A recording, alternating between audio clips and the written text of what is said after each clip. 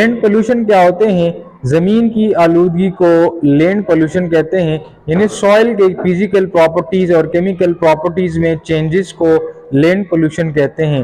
Contamination of soil with harmful substances is called land pollution. कि जब contaminants different type of आलूदा चीज़ें soil के physical properties में तब्दीली ले आए, सॉइल के केमिकल प्रॉपर्टीज में तब्दीली ले आए, तो उनको कहते हैं लैंड पोल्यूशन।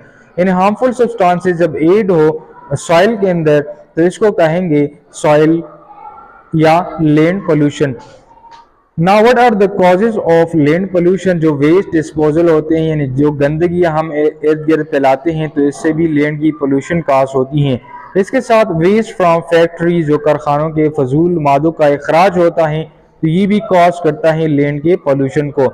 इसके साथ एग्रीकल्चरल रनअप यानी ज़राअत से होने वाली जो गंदगी होते हैं, उनसे भी लैंड पोल्यूशन कॉज होते हैं।